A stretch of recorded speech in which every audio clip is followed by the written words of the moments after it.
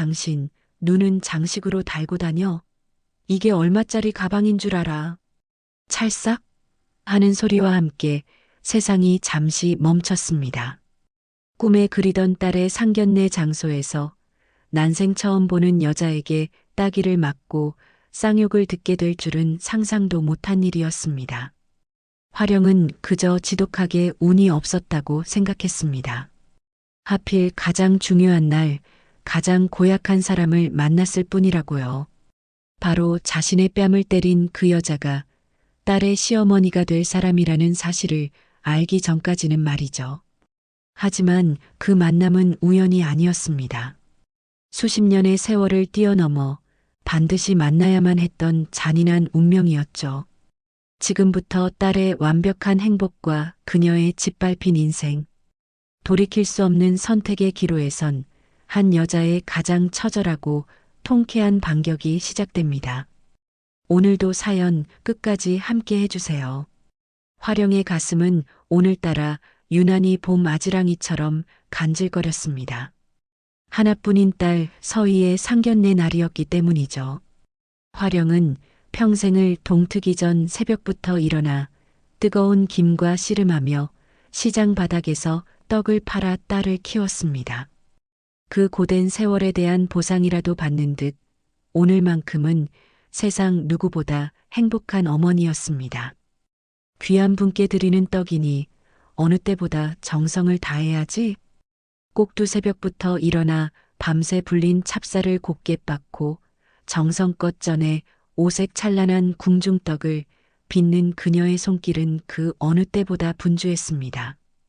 마침내 마지막 떡에 곱게 작고명을 올리고 나서 방으로 들어온 화령은 장롱문을 열었습니다. 가장 깊숙한 곳, 명주 보자기에 몇 겹이나 싸둔 분홍빛 한복을 조심스럽게 꺼내 들자 어느새 다가온 딸 서희가 눈을 동그랗게 뜨고 감탄했습니다. 우와, 엄마, 이 한복 너무 곱다. 서희가 어머니의 옷고름을 매만지며 진심으로 말했습니다. 화령은 멋쩍은 듯 웃으며 거울에 비친 제 모습을 이리저리 살폈습니다. 정말 너무 촌스럽지는 않고 할머니가 물려주신 한복이야. 이런 색깔 한복은 처음 봐. 엄마한테 너무 잘 어울리겠는데? 서희가 애교 섞인 목소리로 어머니의 어깨를 감쌌고 화령도 그런 딸의 손을 따스하게 맞잡았습니다. 약속 시간은 오후 2시. 화령과 서희는 혹여 늦을세라 1시간이나 일찍 집을 나섰습니다. 밤새 만든 오색떡을 정갈한 보자기에 싸서 소중히 품에 안고 말이죠. 밖에는 야속하게도 차가운 봄비가 추적추적 내리고 있었습니다. 엄마, 내가 들게. 무겁잖아. 아니야. 괜찮아. 길 미끄러우니까 조심하고. 우산을 받쳐들고 한 걸음 한 걸음 내디딜 때마다 심장이 발소리에 맞춰 쿵, 쿵 울리는 것만 같았습니다. 엄마, 너무 긴장하지 마. 괜찮아. 어머니의 설레는 마음을 아는지 모르는지 서희가 팔을 붙잡으며 나긋하게 말했습니다. 약속 장소인 호텔에 도착하니 약속 시간보다 30분이나 빠르게 도착했습니다. 휘황찬란한 샹들리에와 번쩍이는 대리석 바닥. 평생 시장 바닥만 밟아온 화령에게 모든 것이 낯설고 주눅드는 공간이었습니다. 엄마, 저기 소파에 앉아서 잠깐 기다려요. 나는 정훈 씨한테 다 왔다고 연락하고 화장실 좀 다녀올게요. 서희가 휴대폰을 꺼내 보이며 말했습니다. 응, 그래, 조심히 다녀와. 화령은 서희를 보내고 로비 한쪽 푹신한 의자에 조심스럽게 엉덩이를 붙였습니다. 곱게 싼 떡 보따리를 무릎 위에 올려놓고 길게 심호흡을 했죠.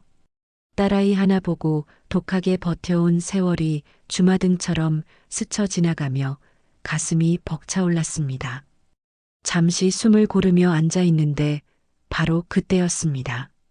로비 입구 쪽에서 요란한 하이힐 소리가 들려왔습니다. 또각, 또각, 또각. 그러더니 하이힐 소리는 한 여자의 비명으로 이어졌죠. 아, 쿵. 유리 깨지는 듯 날카로운 비명과 함께 누군가 넘어지는 소리였습니다. 화령이 소리나는 쪽으로 고개를 돌려보니 머리부터 발끝까지 온통 번쩍이는 명품으로 치장한 중년 여성이 빗물에 젖은 대리석 바닥에 미끄러져 나뒹굴고 있었습니다. 여자는 중심을 잃고 화령이 앉은 쪽으로 넘어졌고 그 순간 손에 들려있던 하얀색 명품 가방이 포물선을 가리며 허공을 날아왔습니다.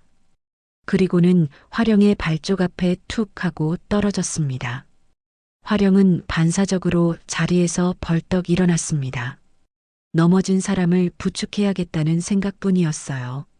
발밑에 떨어진 가방은 미처 보지 못하고 그녀는 급히 몸을 일으키며 넘어진 여자에게 다가갔습니다. 바로 그 순간이었습니다. 빗물과 흙이 묻은 그녀의 구두가 눈처럼 새하얀 명품 가방을 사정없이 짓밟고 말았습니다. 어머나, 이런. 화령이 화들짝 놀라 발을 떼며 외쳤습니다. 하지만 이미 가방 위에는 시커먼 흙발자국이 선명하게 찍혀 있었습니다. 바닥에 넘어져 있던 여자가 그 광경을 똑똑히 보았습니다. 여자는 아픈 것도 잊은 채 몸을 일으키기도 전에 가방을 향해 손을 뻗었습니다. 이게 뭐야? 악에 바친 여자의 비명이 로비 전체를 울렸습니다. 그녀는 벌떡 일어나 가방을 와락 집어들었습니다. 얼굴이 잘 익은 토마토처럼 순식간에 새빨개졌습니다. 미쳤어?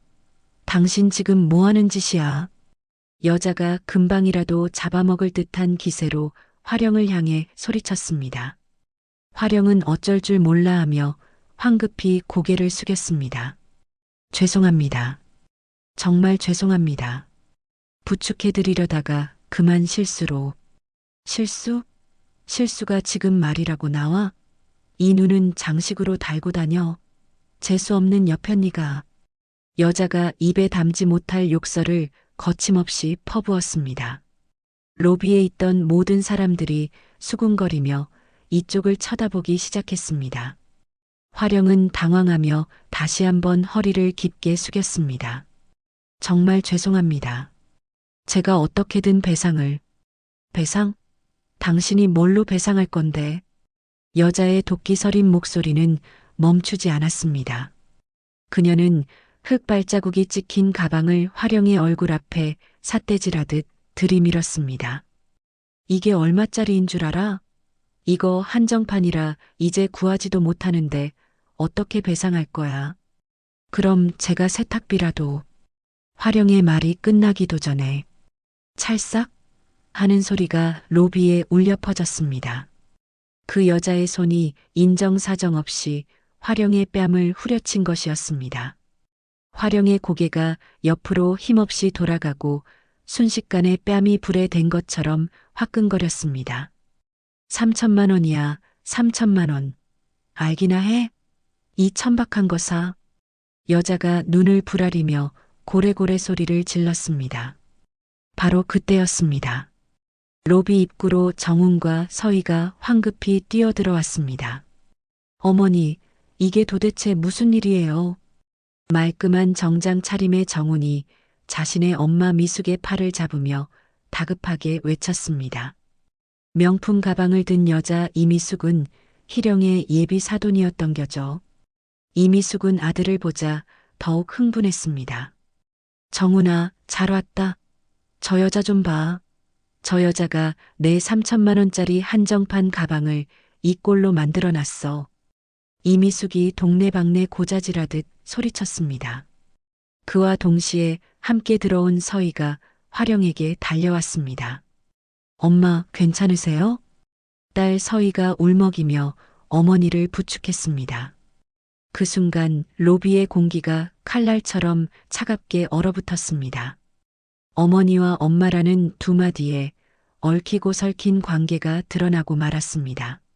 정훈의 얼굴이 새하얗게 질렸고 이미숙 역시 입을 떡 벌린 채 그 자리에서 굳어버렸습니다. 엄마라고 이미숙이 믿을 수 없다는 듯 떨리는 목소리로 되물었습니다. 그녀의 경멸 어린 시선이 화령의 머리부터 발끝까지를 훑쳤습니다. 때 지난 분홍빛 한복, 수수한 차림, 그리고 옆에 놓인 촌스러운 떡 보따리. 이미숙의 얼굴이 끓어오르는 모욕감으로 흉하게 일그러졌습니다. 설마 너가 우리 정훈이랑 결혼하겠다는. 이미숙이 치를 떨며 말을 잇지 못했습니다. 정훈이 어떻게든 상황을 수습하려 급히 나섰습니다. 어머니, 제발 진정하세요. 이건 그냥 사고였잖아요. 오해가. 시끄러워. 이미숙이 아들의 말을 칼같이 잘랐습니다. 그녀의 눈에 화령 옆에 놓인 떡 보따리가 들어왔습니다. 미숙은 보따리를 낚아채듯 거칠게 집어들었습니다. 화령이 놀라 손을 내밀었습니다. 아니, 그건. 이미숙은 화령의 말을 무시한 채 떡 보따리를 바닥을 향해 힘껏 내동댕이 쳤습니다. 쾅! 요란한 소리와 함께 보자기가 풀어지며 화령의 정성이 담긴 오색 떡들이 차가운 대리석 바닥으로 처참하게 쏟아졌습니다. 분홍, 노랑, 초록, 하얀 떡들이 호텔 대리석 바닥으로 흩어져 순식간에 쓰레기처럼 망가졌습니다. 안 돼요. 엄마가 밤새 만드신 건데. 서희가 떨리는 목소리로 외치며 무릎을 꿇었습니다. 그녀는 더러워진 떡을 참아 죽지도 못하고 뺨을 타고 흐르는 눈물을 닦아냈습니다. 이미숙은 그 광경을 벌레 보듯 내려다보며 차갑게 비웃었습니다. 꼴에 이런 걸 준비해와? 설마 시장에서 떡장사 같은 거 하니? 그녀는 화령에게 성큼성큼 다가와 다시 한번 손을 높이 쳐들었습니다. 찰싹! 로비의 두 번째 따기 소리가 더욱 섬뜩하게 울려 퍼졌습니다. 화령의 고개가 아까와는 반대쪽으로 돌아갔습니다. 엄마. 서희가 울부짖으며 일어나 어머니를 감쌌습니다. 이미숙의 광기는 멈추지 않았습니다. 그러고는 아무도 듣지 못하게 희령의 귓가에 속삭였죠. 내 남편이 누군 줄 알아? 이 나라에서 모르는 사람 없는 JK건설 이강식 회장이야. 너희 같은 것들이 감히 누굴 넘봐. 화령은 벌겋게 부어오른 양뺨을 감싸 쥔 채 쏟아지는 눈물을 참으며 허리를 꼿꼿이 폈습니다. 바닥에는 정성껏 빚은 떡들이 짓밟혀 있었고 서희는 어머니를 부축한 채 목 놓아 흐느끼고 있었습니다. 로비는 숨막히는 정적이 흘렀고 그 침묵을 깨고 가장 먼저 정신을 차린 것은 미숙의 아들인 정훈이었습니다. 그는 눈앞에 참혹한 광경에 질린 얼굴로 어머니의 팔을 거세게 붙잡았습니다. 어머니, 제정신이세요? 이게 지금 무슨 짓입니까? 당장 사과하세요. 아들이 필사적으로 외쳤지만 이미숙은 독이 오른 살모사처럼 아들의 손을 매몰차게 뿌리쳤습니다. 사과? 웃기지 마. 내가 왜 저런 것들한테 사과를 해? 이미숙이 눈을 희번덕이며 아들을 향해 소리쳤습니다. 어머니, 제발요. 딱 보니까 알겠다.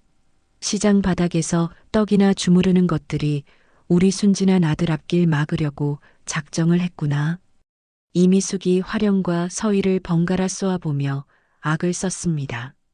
그때까지 묵묵히 서 있기만 하던 화령이 조용히 입을 열었습니다. 가방값은 제가 어떻게든 마련해서 배상하겠습니다. 그러니 그만하시지요. 배상? 미숙이 기가 막힌다는 듯 웃음을 터뜨렸습니다. 당신이? 뭘로? 평생 시장 바닥에 주저앉아 떡 팔아서 3천만 원을 만져보기나 하겠어? 로비에 있던 사람들이 수군거리는 소리가 점점 커졌습니다. 바로 그때 로비 회전문을 밀고 잘 차려입은 정장 차림의 중년 남자가 들어섰습니다. 그는 엉망이 된 로비의 상황을 한눈에 파악하고는 빠른 걸음으로 다가왔습니다. 여보, 여기서 창피하게 이게 무슨 짓이야? JK건설 회장 이강식이었습니다. 어머 여보, 당신은 왜 이렇게 늦었어? 이것들 좀 봐. 남편이 나타나자 이미숙은 기다렸다는 듯이 흥분하며 화령을 손가락으로 가리켰습니다. 저 여자가 내 가방을 흙 묻은 신발로 밟았어. 3천만 원짜리를. 이강식의 시선이 아내의 가방과 화령의 붉게 부어오른 뺨에 잠시 머물렀습니다. 하지만 그는 사과나 위로의 말을 건네지 않았습니다. 그저 아내의 팔을 끌어당기며 낮은 목소리로 말했습니다. 여보, 진정해. 사람들이 다 보잖아. 집안 망신이야. 그에게 중요한 것은 상대에 대한 미안함이 아니었습니다. 오직 자신의 체면이 구겨지는 것만이 걱정일 뿐이었죠. 당신도 저것들 꼴 좀 보라고.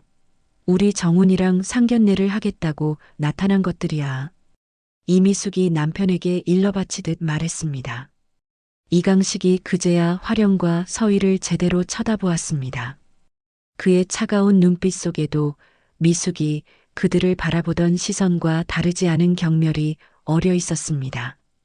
정훈이 아버지에게 다가가 애원했습니다. 아버지, 어머니 좀 말려주세요. 이건 정말 아니잖아요. 너는 좀 조용히 해. 이강식이 아들의 말을 차갑게 잘랐습니다. 그 냉정한 한마디에 정훈은 더 이상 아무 말도 할 수 없었습니다. 그때 화령이 조용히 입을 열었습니다. 저희가 먼저 가보겠습니다. 그녀는 더 이상 이곳에 머물 이유가 없다는 듯 딸 서희의 손을 잡았습니다. 엄마. 서희가 눈물을 글썽이며 어머니를 바라보았습니다. 바닥에는 아직 채줍지 못한 떡들이 처참하게 흩어져 있었습니다. 가자, 서희야. 화령이 딸의 손을 더욱 꼭 잡으며 말했습니다. 미숙이 그 모습을 보며 마지막까지 비수를 꽂았습니다. 그래, 썩 꺼져. 1분 1초도 같이 있기 싫으니까. 그녀는 화령과 서희를 벌레 보듯 쳐다보며 협박했습니다. 그리고 똑똑히 들어. 다시 한번 내 아들 옆에 얼씬거릴 생각, 꿈도 꾸지 마. 미숙은 남편의 팔짱을 끼며 획 돌아섰습니다. 여보, 가요. 재수 없는 것들 때문에 기분만 잡쳤네. 이강식은 아무 말 없이 고개를 끄덕이며 아내와 함께 로비를 유유히 빠져나갔습니다. 마치 아무 일도 없었다는 듯이요. 정훈은 그 자리에 망부석처럼 멍하니 서 있었습니다. 그는 눈물 흘리는 서희를 바라보았습니다. 서희는 그의 시선을 피하며 고개를 돌렸습니다. 서희야, 미안해. 내가 대신 사과할게. 정말 미안해. 정훈이 떨리는 목소리로 말했지만 서희는 대답하지 않았습니다. 대신 바닥에 흩어진 떡들을 말없이 하나하나 주워 담기 시작했습니다. 어머니의 정성이 담긴 떡들이 차갑게 식어 있었습니다. 정훈이 황급히 무릎을 꿇고 그녀를 도우려 손을 뻗었습니다. 서희야, 내가. 손대지 마세요. 얼음장처럼 차가운 말이 정훈의 손길을 막았습니다. 정훈은 멈칫한 채 서희의 얼굴을 보았습니다. 그녀의 눈에는 눈물과 함께 깊은 원망이 담겨 있었습니다. 화령이 딸의 어깨를 부드럽게 감쌌습니다. 됐다, 서희야. 그만하면 됐어. 가자. 그녀는 딸의 손을 잡고 흐트러짐 없이 허리를 곧게 편 채 로비 문을 향해 걸었습니다. 분홍빛 한복 자락이 로비의 화려한 조명 아래서 서글프게 흔들렸습니다. 로비에 남은 사람들이 웅성거렸고 정훈은 그 자리에 무릎을 꿇은 채 멀어지는 두 사람의 뒷모습을 망연자실하게 바라볼 뿐이었습니다. 시작조차 하지 못한 상견례는 그렇게 가장 끔찍한 형태로 끝나버렸습니다. 화령과 서희가 돌아온 그날 밤 빗줄기는 한층 더 거세게 창문을 두드렸습니다. 정막이 내려앉은 거실 소파에 화령은 불도 켜지 않은 채 홀로 앉아 있었습니다. 딸 서희는 방에 들어가 문을 걸어 잠근 채 아무런 기척이 없었죠. 화령은 가만히 제 뺨에 손을 대보았습니다. 분명 시간이 흘렀건만 여전히 불에 댄 듯 따끔거리는 통증이 느껴졌습니다. 하지만 그보다 더 아픈 것은 가슴에 박힌 모멸감이었습니다. 그리고 귓가에 이명처럼 맴도는 그 이름. 내 남편이 JK건설 이강식 회장이야. 이미숙이 광기 어린 눈으로 속삭였던 그 이름이 머릿속을 떠나지 않았습니다. 화령은 세차게 고개를 저었습니다. 설마 그럴 리가 없어. 스스로를 다독이며 애써 불안을 잠재우려 할 때였습니다. 또, 또, 또, 현관문을 누군가 조심스럽게 두드리는 소리가 들렸습니다. 화령이 창틈으로 밖을 내다보자 칠흑 같은 어둠 속에서 한 남자가 비를 흠뻑 맞은 채 고개를 숙이고 서 있었습니다. 정훈이었습니다. 그녀는 한참을 망설이다 이내 무거운 발걸음을 옮겨 문을 열었습니다. 여긴 어떻게? 어머님. 정훈이 고개를 들지 못한 채 나직이 불렀습니다. 온몸이 비에 젖어 생쥐꼴이었지만 그는 아랑곳하지 않았습니다. 이렇게 비를 맞고 얼마나 서 있었어요? 우선 들어와요. 화령이 굳은 표정으로 문을 열어주었습니다. 정우는 현관 안으로 들어서자마자 그 자리에 멈춰서서 다시 한번 깊이 고개를 숙였습니다. 죄송합니다. 정말 드릴 말씀이 없습니다. 죄송합니다. 그의 목소리는 빗소리에 섞여 처연하게 떨리고 있었습니다. 우선 앉아요. 옷이 다 젖었잖아요. 화령이 안쪽에서 마른 수건을 가져다 주었습니다. 정우는 수건을 받아들었지만 몸을 닦을 생각은 하지 않았습니다. 그저 두 손에 수건을 꼭 쥔 채 모든 것을 체념한 사람처럼 서 있었습니다. 어머님, 오늘 저희 어머니가 저지른 일은 그 어떤 말로도 변명할 수 없는 죄입니다. 정훈이 어렵게 말을 이었습니다. 저도 저희 어머니가 그런 분인 줄은, 아니, 어쩌면 알면서도 애써 외면하고 살았는지도 모르겠습니다. 화령은 아무 말 없이 그를 그저 묵묵히 바라보았습니다. 그 시선 앞에서 정우는 결국 무릎을 꿇었습니다. 그는 차가운 현관 바닥에 무릎을 대고 고개를 깊이 숙였습니다. 어머님, 저희 어머니가 지은 죄는 제가 평생을 두고 갚겠습니다. 그가 간절하게 말했습니다. 하지만 서희는 제 인생의 전부입니다. 화령은 천천히 의자에 앉아 한참 동안 아무 말도 하지 않았습니다. 정훈군. 기나긴 침묵 끝에 화령이 조용히 입을 열었습니다. 네, 어머님. 정훈군 마음이 어떤지 나는 알 것 같아요. 화령의 목소리는 차분했습니다. 그리고 정훈군이 부모님과는 다른 사람이라는 것도 믿습니다. 정훈이 희망이 보인다는 듯 고개를 들어 화령을 바라보았습니다. 하지만 화령이 말을 이었습니다. 이건 우리 서희의 인생이 걸린 문제입니다. 이렇게 쉽게 결정할 수는 없어요. 그녀의 목소리가 미세하게 떨렸습니다. 나와 서희에게 생각할 시간을 좀 줬으면 좋겠네요. 정우는 더 이상 매달리지 않고 고개를 끄덕였습니다. 네, 어머님. 얼마든지 기다리겠습니다. 그가 자리에서 일어서며 말했습니다. 아무리 오랜 시간이 걸려도 괜찮습니다. 어머님과 서희 마음이 풀릴 때까지 제 진심을 행동으로 보이겠습니다. 정우는 깊이 허리를 숙여 마지막 인사를 한 뒤 집 밖으로 나갔습니다. 거센 빛 속으로 사라지는 그의 축 처진 뒷모습을 화령은 오랫동안 바라보았습니다. 문을 닫고 돌아서자 어느새 방문을 열고 나온 서희가 빨갛게 부은 눈으로 서 있었습니다. 엄마, 다 들었니? 화령이 나직이 물었고 서희는 말없이 고개를 끄덕였습니다. 정훈 씨는 좋은 사람이에요, 엄마. 정말이야. 나도 알아. 그래서 엄마 마음이 더 복잡한 거야. 화령이 딸의 차가운 손을 잡았습니다. 그녀는 딸을 의자에 앉히고는 마주 보았습니다. 서희야, 엄마가 할 말이 있어. 화령의 심각한 표정에 서희도 긴장한 얼굴로 어머니를 바라봤습니다. 어쩌면 이건 정훈 군과 너, 우리 둘만의 문제가 아닐지도 모른다는 생각이 들어. 그게 무슨 말씀이세요? 화령은 한참을 망설이다 어렵게 입을 뗐습니다. 오늘 그 여자가 내 귀에 속삭이더라. 자기 남편이 JK건설 이강식 회장이라고. 네, 그 사람이 왜요? 아직은 아무것도 확실하지 않아. 엄마가 먼저 확인해 봐야 할 게 있어. 화령은 딸의 눈을 똑바로 보며 말했습니다. 하지만 서희야, 만약에 말이다. 아주 만약에 정훈 군의 집안이 우리 가족과 아주 좋지 않은 인연으로 얽혀 있다면 그래도 괜찮겠니? 엄마, 그게 도대체 무슨...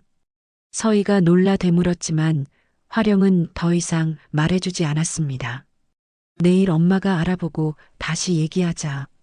오늘은 너무 피곤할 테니 그만 자거라. 화령은 불안해하는 딸의 머리를 쓰다듬으며 억지로 미소를 지어 보였습니다. 서희가 방으로 들어간 후 화령은 다시 혼자 남았습니다. 그녀는 홀린 듯이 안방으로 들어가 장롱 가장 깊숙한 곳에 넣어두었던 낡은 나무 상자를 꺼냈습니다. 뽀얗게 쌓인 먼지를 손으로 훔쳐내고 삐걱거리는 상자를 열자 빛바랜 일기장 한 권과 낡은 서류 뭉치가 모습을 드러냈습니다. 화령의 아버지 유품이었습니다. 화령은 떨리는 손으로 아버지의 일기장을 펼쳤습니다. 30년 전 힘겹게 써내려갔을 아버지의 떨리는 필체가 눈에 들어왔습니다. 첫 장부터 믿을 수 없는 문장이 그녀의 심장을 내리쳤습니다. 이강식이라는 자가 내 평생의 업을 송두리째 삼키려 한다. 화령의 숨이 멎는 듯 했습니다. 황급히 다음 장을 넘기자 또다시 그 이름이 나타났습니다. 이강식, 사람 좋은 얼굴을 하고 웃던 그자를 믿었던 내가 천치였다. 화령의 얼굴이 새하얗게 질려갔습니다. 결국 방앗간을 빼앗기고 말았다. 이강식에게 모든 것을 속았다. 내 인생 전부를 잃었다. 화령의 손에서 일기장이 떨어질 뻔했습니다. 그녀는 일기장을 부서져라 붙잡았습니다. 그리고 마지막 장에 적힌 아버지의 피 맺힌 유언을 보았습니다. 사랑하는 내 딸 화령아, 미안하다. 이 못난 아비가 너무 어리석었다. 부디 이강식이라는 사람을 평생 조심하며 살아가거라. 아버지. 화령은 일기장을 가슴에 품고 하염없이 눈물을 쏟았습니다. 설마 했던 의심이 끔찍한 확신이 될까봐 두려웠습니다. 단순한 우연이 아닌 30년의 세월을 뛰어넘어 다시 시작된 악연일 수도 있었으니까요. 다음 날 아침 화령은 동이 트자마자 조용히 집을 나섰습니다. 그녀의 눈빛은 더 이상 슬픔에 젖어 있지 않았고 무언가 단단히 결심한 사람처럼 고요하게 빛났습니다. 가게로 나온 서희가 그런 어머니의 모습에 걱정스러운 얼굴로 물었죠. 엄마, 이렇게 아침 일찍 어디 가세요? 얼굴이 너무 안 좋아 보여요. 잠깐 볼 일이 생겨서. 금방 다녀올 테니 가게 좀 잘 보고 있어. 화령은 딸의 얼굴을 애써 외면하며 가방을 고쳐 맸습니다. 그녀는 버스를 타고 법원 등기소로 향했습니다. 덜컹거리는 버스 창밖으로 익숙한 풍경들이 스쳐 지나갔지만 그녀의 눈에는 아무것도 들어오지 않았습니다. 가방 안에 든 아버지의 일기장과 낡은 서류 뭉치가 천근만근처럼 무겁게 느껴졌어요. 법원 등기소에 도착한 화령은 곧장 안내 데스크로 향했습니다. 저기 30년 전 부동산 거래 기록을 좀 찾아보고 싶은데요. 화령의 목소리는 긴장으로 작게 떨리고 있었습니다. 네. 혹시 정확한 주소와 날짜를 알고 계시나요? 직원의 물음에 화령은 가방에서 아버지가 남긴 서류를 꺼내 보여주었습니다. 여기 적혀 있습니다. 강원도 평창군 봉평면 진경원의 방앗간 부지입니다. 직원은 서류를 꼼꼼히 확인하고는 고개를 끄덕였습니다. 알겠습니다. 다만 30년 전 자료는 지하 서고에 보관되어 있어서 찾는데 시간이 좀 걸릴 겁니다. 괜찮으시겠어요? 네, 괜찮습니다. 얼마든지 기다리겠습니다. 화령은 열람실 한쪽에 자리를 잡고 앉았습니다. 1시간이 넘는 기다림은 피를 말리는 시간이었습니다. 그녀는 초조하게 손을 비비며 아버지가 일기장에 남긴 마지막 문장을 수없이 되뇌었습니다. 마침내 직원이 먼지가 뽀얗게 앉은 두꺼운 서류철을 들고 나타났습니다. 찾았습니다. 이 서류가 맞는지 확인해 보시죠. 화령은 떨리는 손으로 서류철을 받아들었습니다. 그녀는 마른 침을 삼키고 천천히 서류철의 첫 장을 펼쳤습니다. 가장 먼저 눈에 들어온 것은 부동산 등기부등본이라는 제목이었습니다. 진경원의 방앗간 부지의 소유권이 어떻게 이전되었는지 기록된 문서였죠. 화령의 눈이 서류의 한 줄에 꽂혔습니다. 양수인 이강식. 선명하게 찍힌 세 글자에 그녀의 심장이 쿵 하고 내려앉았습니다. 다음 장을 넘기자 이강식이라는 사람의 인적사항이 자세히 적혀 있었습니다. 생년월일, 당시 주소, 그리고 주민등록번호까지. 화령은 가방에서 아버지의 일기장을 꺼내 뒷표지에 아버지가 흘려 쓴 메모와 대조했습니다. 이강식, 1960년 3월 15일생. 그리고 인터넷으로 검색했죠. JK건설회사 이강식. 서류에 적힌 생년월일과 토씨 하나 다르지 않고 정확히 일치했습니다. 화령은 계속해서 서류를 넘겼습니다. 곧이어 나온 부동산 매매 계약서를 보는 순간 그녀는 숨이 턱 막혔습니다. 계약서에 적힌 금액은 당시 시세의 10분의 1도 되지 않는 헐값이었습니다. 아버지가 평생을 바친 방앗간이 헐값에 팔려나간 것이죠.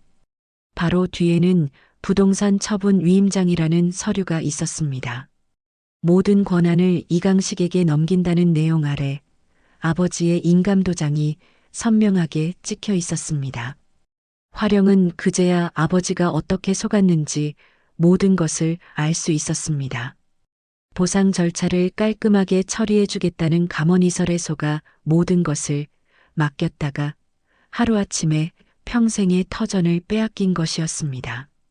서류철의 마지막 장에는 낯선 이름의 회사 등기부등본이 있었습니다. 정경개발. 이강식이 방앗간 부지를 사들인 직후 세운 부동산 개발회사였습니다. 화령은 자리에서 일어나 다시 직원에게 다가갔습니다. 저 혹시 이 정경개발이라는 회사의 이후 기록도 볼 수 있을까요? 네, 잠시만요. 직원이 컴퓨터로 무언가를 한참 검색하더니 이내 입을 열었습니다. 아, 정경개발은 5년 후에 JK건설로 회사 이름을 바꿨네요. 화령의 얼굴에서 핏기가 순식간에 사라졌습니다. 현재 대표이사도 이강식으로 되어 있습니다. 직원의 마지막 말이 화령의 귀에 비수처럼 박혔습니다. 그녀는 의자에 주저앉았습니다. 모든 조각이 맞춰졌습니다. 정훈의 아버지 이강식이 바로 30년 전 아버지의 등을 치고 방앗간을 빼앗은 사기꾼이었습니다. JK건설이라는 거대한 회사는 바로 아버지의 피와 눈물이 서린 땅 위에 세워진 것이었습니다. 그들이 누리는 모든 부와 명예는 아버지의 인생을 짓밟고 쌓아 올린 것이었죠. 화령은 서류를 부둥켜 안고 소리 없이 오열했습니다. 고요한 열람실에 그녀의 애끓는 울음만이 가득 찼습니다. 한참을 울고 난 후 화령은 천천히 고개를 들었습니다. 눈물로 얼룩진 그녀의 눈빛은 이전과는 완전히 달라져 있었습니다. 슬픔을 넘어선 분노, 그리고 단단한 결심이 그 안에 자리 잡고 있었습니다. 그녀는 직원에게 다가가 모든 서류의 사본을 요청했습니다. 여기 있는 서류, 처음부터 끝까지 전부 복사해 주세요. 서류를 기다리는 동안 화령은 창밖을 바라보았습니다. 30년 전 빚쟁이들에게 시달리다 방앗간이 무너져 내리는 것을 보며 아버지가 피를 토하고 쓰러지시던 그날의 기억이 생생하게 떠올랐습니다. 화령은 자신도 모르게 주먹을 꽉 쥐었습니다. 집으로 돌아오는 버스 안에서 화령의 머릿속은 오직 한 가지 생각뿐이었습니다. 이것은 단순한 결혼 반대가 아니었습니다. 두 집안 사이에 놓인 것은 30년 묵은 원한이자 반드시 밝혀내야 할 진실이었습니다. 집에 도착하자 서희가 걱정스러운 얼굴로 맞이했습니다. 엄마, 이제 오세요? 무슨 일인데 얼굴이 이렇게... 응, 좀 급한 일이 있었어. 화령은 딸의 얼굴을 똑바로 마주 보았습니다. 서희야, 이리 와서 앉아봐라. 화령이 딸을 식탁 의자에 앉혔습니다. 엄마가 너한테 꼭 해야 할 얘기가 있어. 화령은 가방에서 복사해온 서류들과 아버지의 일기장을 꺼내 테이블 위에 펼쳐놓았습니다. 이게 다 뭐예요, 엄마? 딸의 눈을 마주한 화령은 30년간 굳게 닫아두었던 기억의 문을 열기 위해 가슴 깊이 숨을 들이마셨습니다. 묻어두려 해도 결코 잊을 수 없었던 그 시절의 아픔이 어제 일처럼 선명하게 되살아났어요. 그래, 전부 말해줘야지. 우리 딸은 알아야 하니까. 엄마가 아주 어렸을 때 이야기를 해줄게. 화령이 마침내 무겁게 입을 열었습니다. 너희 할아버지 진경호는 이 동네에서 3대째 방앗간을 운영하셨어. 아주 정직하고 성실한 분이셨지. 그녀의 눈앞에 뽀얀 쌀가루가 흩날리고 고소한 기름 냄새가 진동하던 옛 방앗간의 모습이 파노라마처럼 펼쳐졌습니다. 30년 전 진경호는 마을에서 가장 신망이 두터운 사람이었습니다. 진경호네 방앗간은 단순히 곡식을 빻는 곳이 아니라 온 동네 사람들이 모여드는 사랑방 같은 곳이었죠. 화령의 아버지 진경호는 매일 새벽 먼동이 트기도 전에 일어나 방앗간 문을 열었고 어려운 이웃이 찾아오면 당장 받을 쌀이 없어도 외상으로 기꺼이 방아를 찧어주곤 했습니다. 그해 봄, 번지르르한 양복을 빼입은 젊은 남자가 처음 방앗간을 찾아왔습니다. 바로 모든 비극의 시작이었던 이강식이었습니다. 어르신, 안녕하십니까? 처음 뵙겠습니다. 30대였던 이강식은 달고 다른 장사치처럼 능숙하게 허리를 굽히며 공손하게 인사했습니다. 뉘신데 그러시오? 평생 쌀가루만 만지고 살아온 진경호가 낯선 사내를 경계하며 물었습니다. 저는 부동산 개발 일을 하는 이강식이라고 합니다. 이강식이 반짝이는 금방 명함을 두 손으로 내밀었습니다. 어르신, 복 받으셨습니다. 곧 이 동네에 신도시가 들어섭니다. 제가 어르신 땅 최고의 보상금을 받게 해드리겠습니다. 세상 물정에 어두웠던 진경호에게는 모든 것이 생소한 이야기였습니다. 그는 이강식이 내민 복잡한 서류들을 보았지만 그게 무엇을 의미하는지 도무지 이해할 수가 없었죠. 그날 이후 이강식은 하루가 멀다 하고 방앗간을 찾아왔습니다. 그는 진경호의 마음을 사기 위해 온갖 정성을 다했어요. 어르신, 이거 몸에 좋은 겁니다. 꼭 챙겨 드세요. 아이고, 뭘 이런 걸 다 괜찮은데. 에이, 괜찮긴요. 어르신을 제 친아버지처럼 생각하는데 이 정도는 아무것도 아닙니다. 이강식은 서글서글한 눈웃음을 지으며 진경호의 어깨를 주물렀습니다. 무거운 쌀자루를 나르는 일이나 굳은 심부름도 마다하지 않으며 신뢰를 쌓아갔죠. 결국 진경호는 경계심을 풀고 그를 완전히 믿게 되었습니다. 화령아, 참 좋은 청년이야. 요즘 세상에 저렇게 싹싹하고 예의 바른 젊은이가 드물어. 진경호는 딸에게 이강식을 칭찬하기 바빴습니다. 하지만 20살이었던 화령은 왠지 모를 불안감을 느꼈습니다. 아버지, 그래도 조심하세요. 사람 속은 모르는 거잖아요. 너무 쉽게 믿지 마세요. 아니다. 저 친구는 눈빛이 진심이야. 사람 보는 내 눈은 틀리지 않아. 진경호는 딸의 걱정을 대수롭지 않게 넘겼습니다. 한 달쯤 지난 어느 날 이강식이 서류 뭉치를 들고 비장한 얼굴로 찾아왔습니다. 어르신, 드디어 때가 왔습니다. 보상 절차에 꼭 필요한 서류입니다. 여기 도장만 찍어주시면 나머지는 제가 다 알아서 처리하겠습니다. 이게 다 뭔가?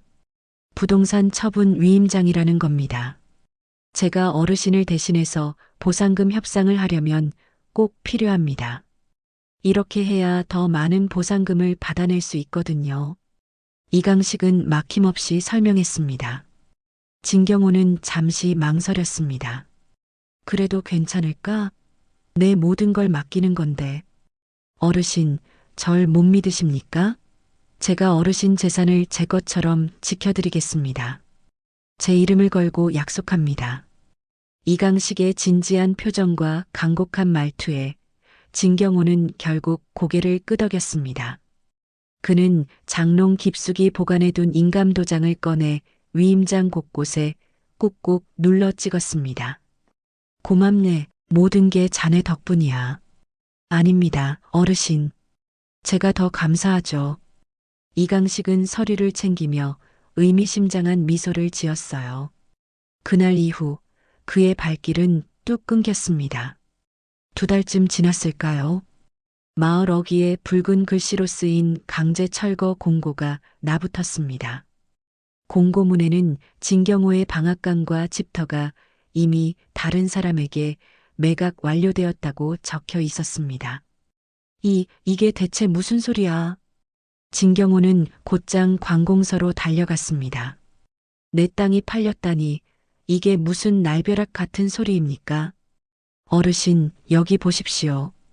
부동산 처분 위임장에 직접 도장을 찍으셨잖습니까? 이건 보상금 협상을 위한 위임장이 아니라 어르신의 땅을 팔 수 있는 권한을 넘기는 매매 위임장입니다. 그제야 진경호는 자신이 사기를 당했다는 사실을 깨달았습니다. 하늘이 무너지는 것 같았죠. 그는 그 자리에서 그대로 쓰러질 뻔했습니다. 집으로 돌아온 그는 딸을 붙잡고 모든 것을 털어놓았습니다. 내가 어리석었다. 내 손으로 모든 걸 망쳤어. 진경호는 땅을 치며 통곡했습니다. 법적으로 완벽하게 꾸며진 서류 앞에서 그는 아무것도 할 수 없었습니다. 아버지는 매일 밤을 눈물로 지새우셨고 화령은 그런 아버지의 등을 두드리며 함께 밤을 새웠습니다. 같은 시각 서울의 한 허름한 단칸방에서는 전혀 다른 풍경이 펼쳐지고 있었습니다.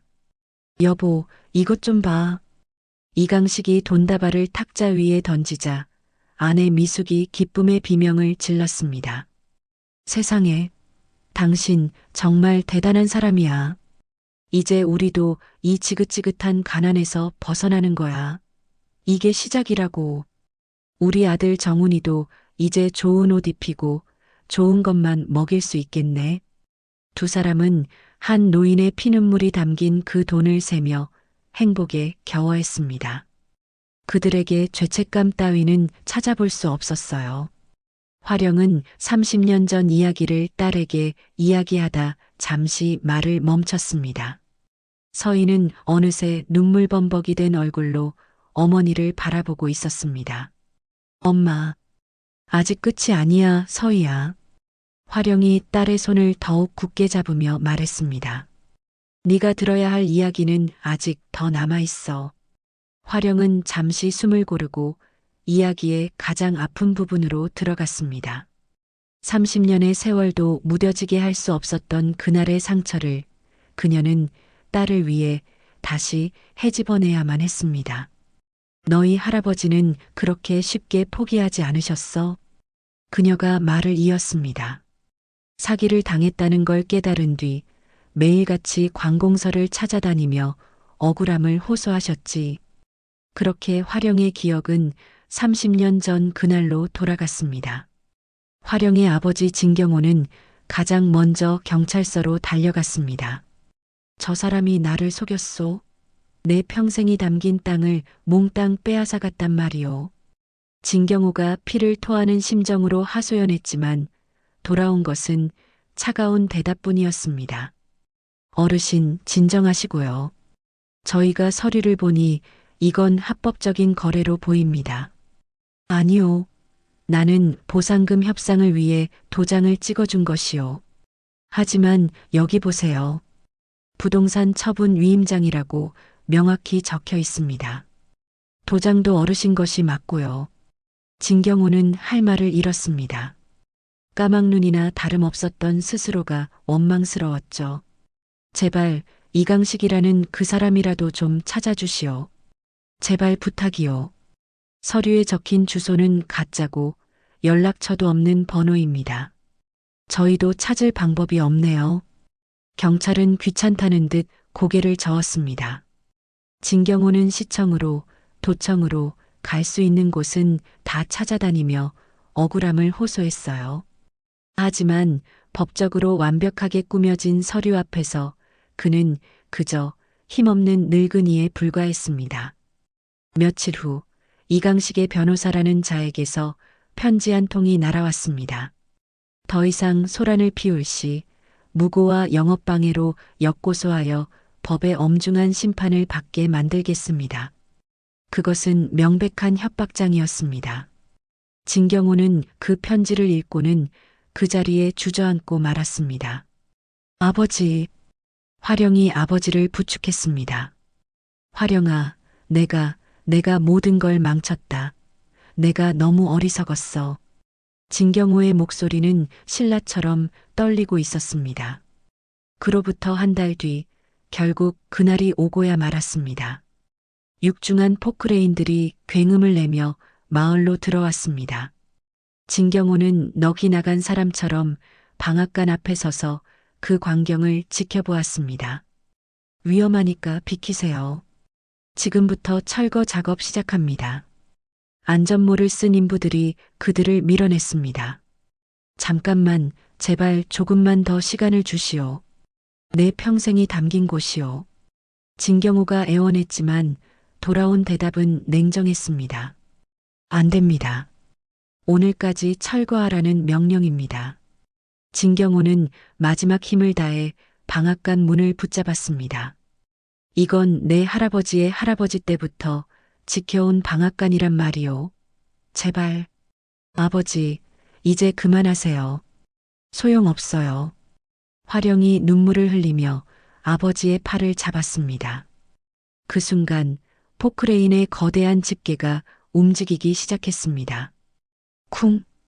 요란한 소리와 함께 방앗간의 벽이 종이장처럼 무너져 내렸습니다. 아! 진경호가 비명을 질렀습니다. 그는 무너지는 방앗간을 보며 그 자리에 주저앉았습니다. 3대에 걸쳐 이어온 삶의 터전이 먼지 구름 속으로 사라지는 광경 앞에서요. 아버지, 아버지. 화령은 아버지를 끌어안고 함께 울었습니다. 화령아, 미안하다. 이 아비가 정말 미안하다. 진경호는 딸을 붙잡고 어린아이처럼 통곡했습니다. 그날 이후 진경호는 급격히 쇠약해졌습니다. 밥도 제대로 넘기지 못했고 밤마다 악몽에 시달렸죠. 화령아, 방앗간이 무너진다. 잠꼬대를 하며 식은땀을 흘리는 아버지를 보며 화령의 가슴은 미어졌습니다. 화병과 영양실조로 아버지는 하루가 다르게 말라갔습니다. 당장 병원에 모시고 가고 싶었지만 수중에 돈 한 푼이 없었습니다. 화령은 닥치는 대로 일을 했습니다. 공장에서, 식당에서, 밤에는 남의 가게 청소까지 하며 돈을 벌었지만 아버지의 약값을 대기에는 턱없이 부족했어요. 어느 살을 애는 듯이 추운 겨울날이었습니다. 진경호가 가쁜 숨을 몰아쉬며 딸의 손을 잡았습니다. 화령아, 네 아버지, 말씀하세요. 미안하다. 이 아비가 너무 어리석었어. 아버지, 제발 그런 말씀하지 마세요. 화령의 눈에서 뜨거운 눈물이 쏟아졌습니다. 화령아, 나는 이강식을 절대로 용서할 수가 없다. 진경호가 떨리는 목소리로 말을 이었습니다. 내가 돈 때문에 이렇게 비참하게 무너졌지만 너는 복수심에 불타 똑같이 돈을 쫓는 사람이 되지 말거라. 그 대신 다른 사람의 친절과 도움에 늘 감사할 줄 알고 너 또한 그런 따뜻함을 나눌 줄 아는 인간적인 삶을 살아다오. 그것이 아버지의 마지막 말이었습니다. 그날 밤 진경호는 딸의 손을 잡은 채 조용히 눈을 감았습니다.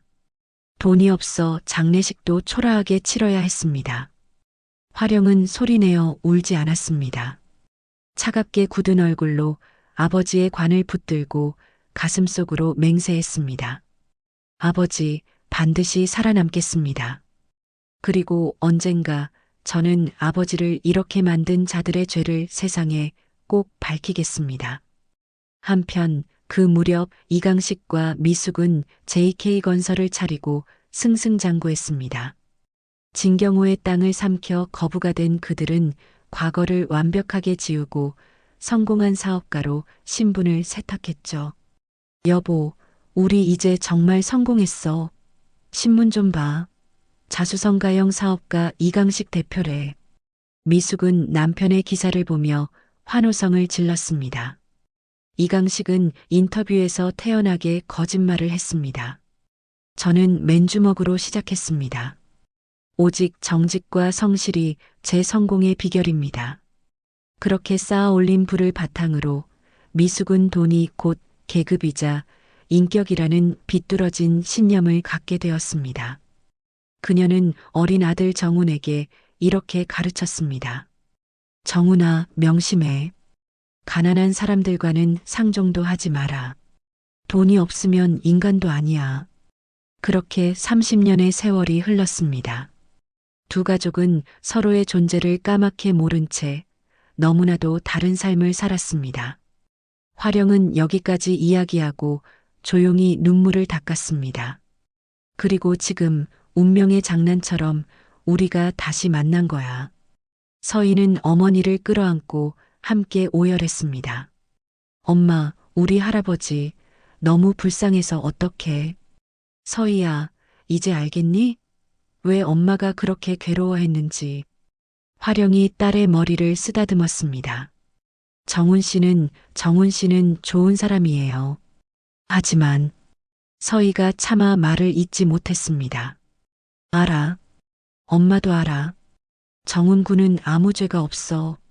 하지만 화령 역시 말을 멈췄습니다. 두 사람 사이에는 30년이라는 무거운 한이 강물처럼 흘렀습니다.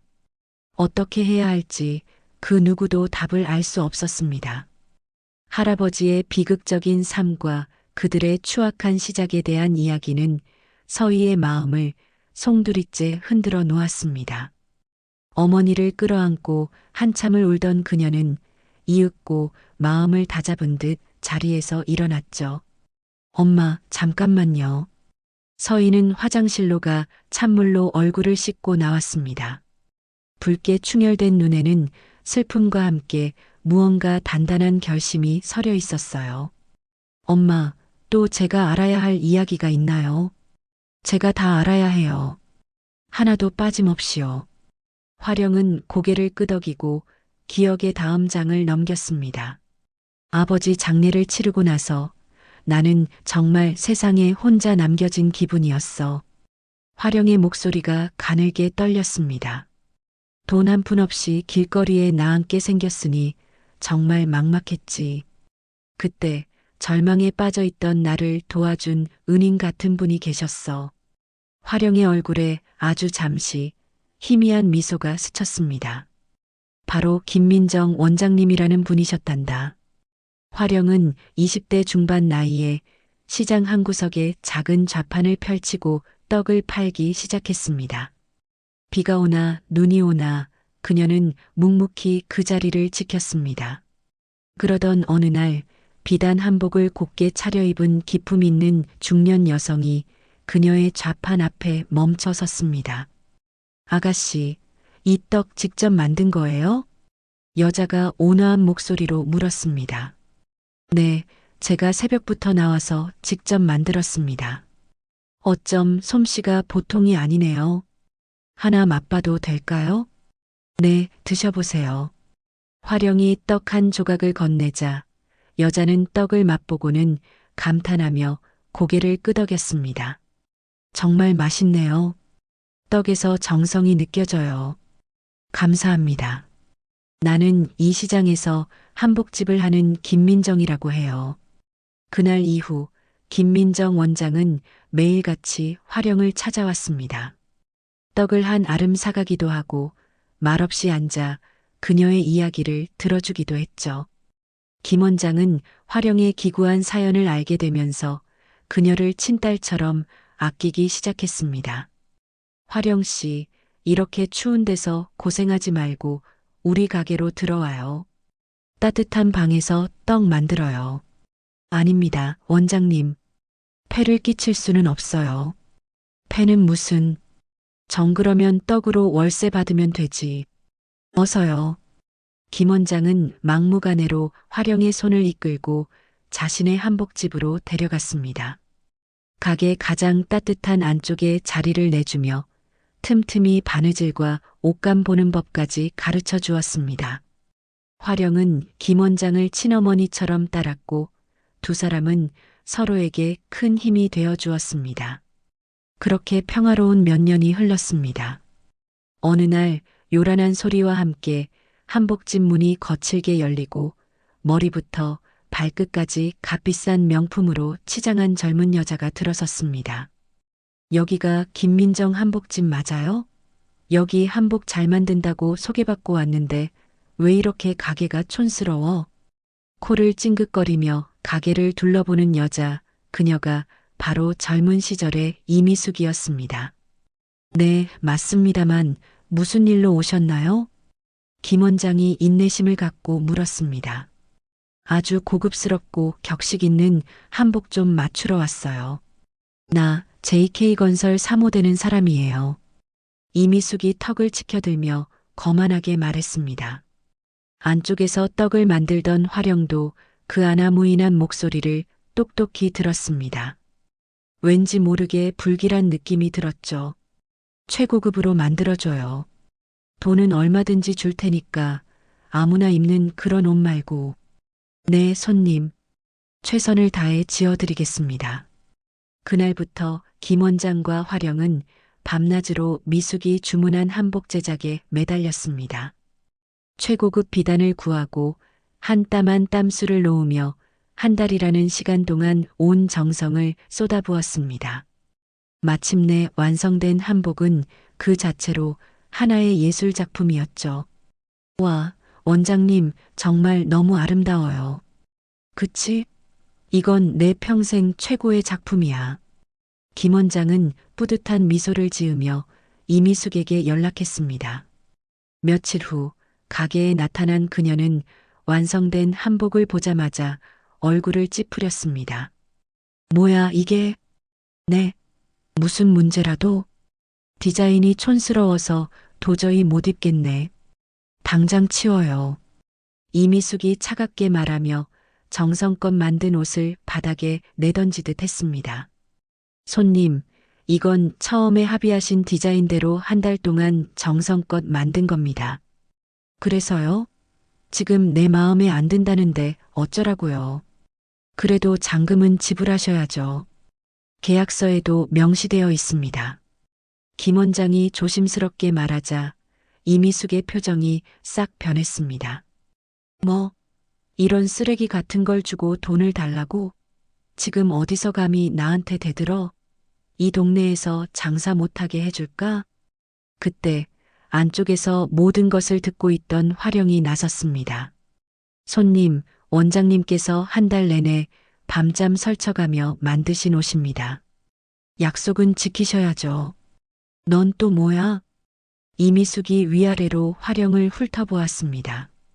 손님 말씀이 너무 지나치십니다. 뭐, 내가 지나쳐? 이미숙은 가방에서 10,000원짜리 지폐 한 장을 꺼내 화령의 발밑에 던졌습니다. 자, 이거 먹고 떨어져. 재수 없으니까. 그녀는 그것도 모자라 메모지에 무언가를 휘갈겨 김 원장의 얼굴에 던졌습니다. 더 시끄럽게 굴면 당신이 내 디자인 도용했다고 소문낼 거야. 이 바닥 좁은 거 알지? 이미숙은 악담을 퍼붓고는 유유히 가게를 나갔습니다. 김 원장은 바닥에 떨어진 돈과 메모지를 보며 부들부들 떨었습니다. 며칠 후 시장에 악의적인 소문이 퍼지기 시작했습니다. 김민정 원장이 다른 브랜드의 디자인을 훔쳤다는 거짓 소문이었죠. 손님들은 순식간에 발길을 끊었고 결국 김 원장은 평생을 바친 가게 문을 닫아야 했습니다. 화령은 서희에게 여기까지 이야기했습니다. 그리고 김 원장님은 모든 걸 잃고 충격으로 시골로 내려가셨어. 그 뒤로 소식이 끊겼지. 엄마, 그럼 그 여자도 설마. 응, 네가 아는 그 사람, 바로 정훈 군의 어머니야. 화령이 힘겹게 고개를 끄덕였습니다. 서희는 더 이상 아무 말도 잇지 못했습니다. 악연의 고리는 생각보다 훨씬 더 깊고 질기게 그들의 삶을 올가매고 있었습니다. 이야기의 마지막 조각이 맞춰지자 서희는 무너진 할아버지의 삶과 어머니의 고통에 숨조차 제대로 쉴 수 없었습니다. 화령은 자리에서 일어나 닫혀있던 창문을 열었습니다. 차가운 밤 공기가 무겁게 가라앉은 방 안으로 스며들었습니다. 엄마, 그럼 이제 우리 어떻게 해야 해요? 서희가 눈물 젖은 목소리로 물었습니다. 화령은 한참 동안 대답 없이 캄캄한 밤하늘만 바라보았습니다. 그리고 마침내 결심한 듯 딸을 향해 돌아섰습니다. 김 원장님을 찾아가야 해. 지금요? 아니, 내일 아침 일찍. 오늘은 너무 늦었어. 화령이 시계를 보니 이미 밤 11시가 훌쩍 넘어 있었습니다. 서희가 자리에서 벌떡 일어났습니다. 엄마, 저도 같이 갈래요. 그래, 함께 가자. 너도 만나 뵈어야지. 다음 날 아침 모녀는 동이 트기도 전에 서둘러 길을 나섰습니다. 버스는 낯선 풍경들을 스치며 3시간을 넘게 달렸고 산길을 굽이굽이 돌아 작고 아늑한 시골 마을에 도착했습니다. 화령은 마을 사람에게 물어 수소문 끝에 작은 한옥집 앞에 섰습니다. 똑똑똑. 화령이 굳게 닫힌 대문을 두드리자 안에서 익숙한 목소리가 들려왔습니다. 누구세요? 원장님, 저예요. 화령. 문 안에서 잠시 침묵이 흘렀습니다. 이윽고 삐걱 소리를 내며 문이 열리고 세월의 흔적이 내려앉은 김 원장이 모습을 드러냈습니다. 세상에, 화령 씨. 원장님, 오랜만이에요. 잘 지내셨어요? 화령이 깊이 고개를 숙이자 김 원장은 그녀의 손을 와락 잡았습니다. 그녀의 시선은 화령 뒤에 서 있는 서희에게 향했죠. 어머나, 이 아이가 딸이구나. 엄마 닮아 예쁘네. 안녕하세요, 원장님. 서희가 공손하게 인사했습니다. 어서 들어와요. 춥지? 어서. 김 원장은 두 사람을 따뜻한 아랫목으로 이끌고 직접 끓인 구수한 차를 내주었습니다. 그동안 어떻게 지냈어요? 고생 많았지. 그럭저럭 지냈어요. 원장님이야말로 편히 지내셨어요? 나야 뭐 여기서 조용히 지내고 있죠. 따뜻한 차를 마시며 잠시 회포를 풀던 화령은 이내 결심한 듯 조심스럽게 입을 열었습니다. 원장님, 사실 오늘 급히 찾아뵌 이유가 있어요. 무슨 일인데 그래요? 혹시 JK건설 이강식, 그리고 이미숙이라는 이름 기억하세요? 그 이름이 나오자마자 김 원장의 얼굴이 돌처럼 굳어졌습니다. 그 악독한 사람들 이름을 내가 어떻게 잊겠어요. 그런데 그 사람들은 왜? 그 사람들이 30년 전 저희 아버지를 속여 전 재산을 빼앗고 죽음으로 몰고 간 원수들이에요. 화령의 고백에 김 원장은 들고 있던 찻잔을 내려놓았습니다. 뭐라고요? 그게 정말이에요? 화령은 지난 며칠간 있었던 모든 일을 차근차근 설명했습니다. 끔찍했던 상견례 자리와 30년 만에 알게 된 아버지의 진실까지. 이야기를 듣는 내내 김 원장의 눈에서는 눈물이 멈추지 않았습니다. 그랬었구나. 그런 천인공노할 짓을 저지른 인간들이었구나. 김 원장이 치를 떨며 말했습니다. 원장님, 혹시 그때 그 물건들 아직 가지고 계세요? 화령의 물음에 김 원장은 기다렸다는 듯 자리에서 일어났습니다. 당연히 가지고 있지. 언젠가 반드시 필요할 날이 올 거라고 믿었어요. 김 원장은 안방에서 낡은 나무 상자 하나를 들고 나왔습니다. 상자 안에는 빛바랜 거래 장부와 함께 이미숙이 직접 손으로 휘갈겨 쓴 협박 메모지가 고스란히 들어 있었습니다. 이거나 받고 떨어져. 더 시끄럽게 굴면 당신이 내 디자인 도용했다고 소문내버릴 테니. 이 바닥 좁은 거 알지? 오만함이 가득한 이미숙의 필체가 또렷했습니다. 원장님, 이거 제가 잠시 가져가도 될까요? 가져가요. 자기 손으로 직접 써서 내 얼굴에 던졌던 바로 그 증거물이니까. 김 원장이 화령의 손을 굳게 잡았습니다. 화령 씨, 그 악독한 여자가 반드시 죗값을 치르게 해야 해요. 내가 증인으로 나설게요. 법정이든 어디든 내가 겪은 일을 전부 증언하겠습니다. 원장님 정말 고맙습니다. 고맙긴요. 나도 내 가슴에 맺힌 한을 풀어야죠. 두 사람은 서로를 부둥켜 안고 한참을 울었습니다. 서희 역시 그 모습을 지켜보며 조용히 눈물을 훔쳤습니다. 집으로 돌아오는 버스 안 화령의 무릎 위에는 진실의 조각이 담긴 낡은 상자가 놓여 있었습니다. 아버지의 김 원장의 증언과 증거물, 그리고 자신이 직접 확인한 등기부등본. 엄마, 서희가 조용히 불렀습니다. 이제 어떻게 하실 거예요? 화령은 창밖을 보며 단호하게 말했습니다. 진실을 밝혀야지. 근데 토지 사기 사건에 대한 걸 밝혀내야 해.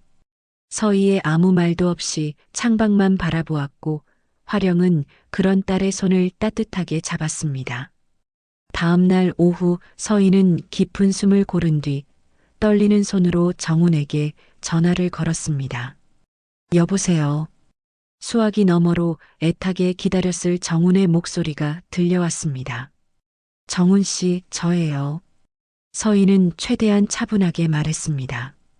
서희야, 세상에 전화 기다렸어. 괜찮은 거야? 정말 걱정했어. 정훈의 목소리에는 안도감이 가득 묻어났어요.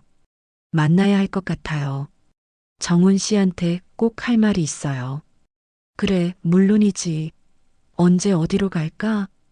1시간 뒤에 늘 가던 한강공원 벤치로 나와주세요.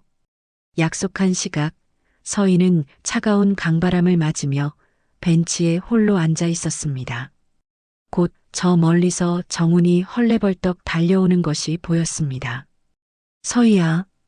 그녀의 앞에 선 정훈의 얼굴은 수척했지만 반가움으로 빛나고 있었습니다. 서희는 천천히 고개를 들어 그를 바라보았습니다. 그 눈빛에는 더 이상 애틋함 대신 깊은 슬픔이 자리하고 있었죠. 정훈이 옆에 앉아 걱스럽게 그녀의 손을 잡으려 했지만 서희는 조용히 손을 거두었습니다. 그 작은 행동에 정훈의 심장이 쿵 하고 내려앉았습니다. 서희야, 그날 일은 정말 미안해. 100번, 1000번이라도 사과할게. 정말 미안해. 아니요. 저도 미안해요. 서희가 흐르는 강물을 바라보며 말했습니다. 네가 뭐가 미안해? 잘못한 건 우리 부모님인데. 정훈 씨. 서희가 마침내 정훈을 바라보았습니다. 우리 이제 그만 헤어져야 할 것 같아요. 그 한마디에 정훈의 얼굴이 새하얗게 질렸습니다. 뭐라고? 서희야, 그게 무슨 말도 안 되는 소리야. 우리는 처음부터 사랑하면 안 되는 사이였어요. 서희는 필사적으로 눈물을 참으며 말했습니다. 도대체 무슨 소리야? 우리가 왜 사랑하면 안 되는데? 정훈이 다급하게 물었습니다. 서희는 모든 것을 끝내기 위해 마지막 힘을 냈습니다. 정훈 씨 부모님이 30년 전에 저희 할아버지를 속여서 전 재산을 빼앗았어요. 뭐? JK건설, 그 회사가 바로 저희 할아버지의 피눈물이 서린 땅 위에 세워졌어요. 정훈 씨 아버지가 사기를 쳐서 할아버지의 방앗간을 빼앗았고 할아버지는 그 충격으로 돌아가셨어요. 정훈은 마치 다른 세상의 이야기를 듣는 듯한 표정이었습니다. 거짓말이지? 아니잖아. 그럴 리가 없어. 저도 처음엔 그렇게 믿고 싶었어요. 서희의 눈에서 끝내 눈물이 흘러내렸습니다. 하지만 모든 증거가 있어요. 등기부등본, 계약서, 할아버지의 일기장까지. 우리 엄마는 30년 동안 그 한을 가슴에 품고 사셨어요. 서희가 자리에서 일어섰습니다. 사랑이 모든 걸 해결해 주진 못해요. 우리 사이엔 절대로 넘을 수 없는 강이 흘러요. 아니야. 넘을 수 있어. 우리 부모님의 잘못. 내가 평생 갚을게. 제발. 서희가 고개를 저었습니다. 우리 할아버지의 목숨이 걸린 일이고 우리 가족의 30년 고통이 걸린 일이에요. 미안해요. 서희는 마지막 인사를 남기고 차갑게 돌아섰습니다. 서희야, 서희야, 가지마. 정훈이 애타게 그녀를 불렀지만 서희는 단 한 번도 뒤돌아보지 않았습니다. 정훈은 그 자리에 주저앉았습니다. 머릿속이 하얗게 비어버렸습니다. 밤이 깊어지고 나서야 그는 좀비처럼 집으로 돌아갔습니다. 거실에서는 부모님이 태평하게 TV를 보고 있었죠. 너 이제 들어오니? 어디 갔다 와? 정훈은 어머니의 물음에 대답하지 않고 곧장 아버지의 서재로 향했습니다. 그는 책상 서랍을 모조리 열기 시작했습니다. 맨 아래 서랍에서 작은 금고 열쇠를 발견한 그는 떨리는 손으로 책상 옆에 숨겨진 금고를 열었습니다. 안에는 낡은 서류들이 가득했습니다. 위임인 진경호, 대리인 이강식, 터무니없이 낮은 금액이 적힌 부동산 매매 계약서, 정경개발 설립 자금이라고 적힌 낡은 회계장부까지 모든 것이 서희의 말과 일치했습니다. 평생 존경했던 아버지가 한 가정을 파탄낸 파렴치한 사기꾼이었습니다. 어떻게, 아버지가 어떻게? 정훈은 서류 더미에 얼굴을 묻고 흐느꼈습니다. 새벽이 밝아올 무렵 그는 결심했습니다. 아침 식사가 차려진 식탁.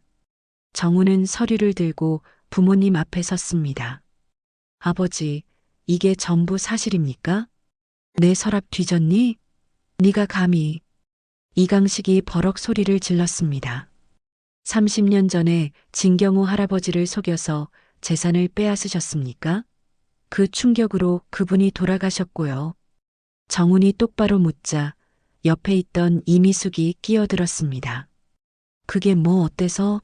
세상 물정 모르고 멍청했던 그 영감 잘못이지. 어머니, 어떻게 그런 말씀을. 정훈은 할 말을 잃었습니다. 그는 아버지를 바라보며 애원했습니다. 아버지, 제발 잘못을 인정하고 서희 어머니께 용서를 구하세요. 네가 미쳤구나. 닥치지 못해. 이강식은 아들의 손에서 서류를 낚아채 서재로 들어가 문을 잠가버렸습니다. 정훈은 망연자실하게 서 있었습니다. 그날 저녁 이강식이 서재에서 나오자마자 정우는 서재로 달려갔습니다. 금고는 텅 비어 있었습니다. 아버지가 서류를 다른 곳에 숨긴 것이었죠. 하지만 그 서류는 사본이었습니다. 어젯밤 서류를 처음 발견했을 때 불안한 마음에 사본을 부모님 앞에 꺼내 놓았고 원본은 정훈의 손에 있었죠. 다행이다. 정훈은 안도의 한숨을 내쉬었습니다.